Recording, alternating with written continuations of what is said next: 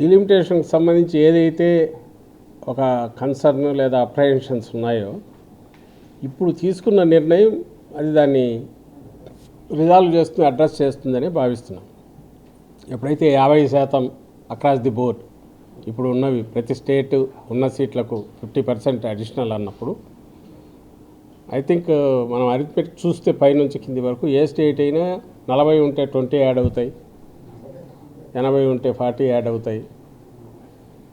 ఆ ప్రపోర్షన్ అలాగే మెయింటైన్ అవుతున్నట్టే అది కనిపిస్తుంది. మరి ఏ రకంగా ఈ తేడా వస్తుందో అనేది నాకైతే అర్థం కావట్లేదు వీళ్ళు అంటున్న దాన్ని. ఏ రకంగా అంటే పాపులేషన్ బేసిస్ మీద అయితే ఇబ్బంది కలుగుతుంది అనడానికి ఏదైతే ఒక సహేతుకంగా ఉందో దాన్ని అడ్రస్ చేసేట్టే కనిపిస్తుంది సెంట్రల్ గవర్నమెంట్. అందువల్ల మాకు సంబంధించినంతవరకు ఆల్రెడీ చెప్పిన స్టేటెడ్ పొజిషన్ ఇది కరెక్ట్ పద్ధతిలోనే పోతుందని భావిస్తున్నాం. వైఎస్ఆర్ కాంగ్రెస్ పార్టీ భావిస్తుంది.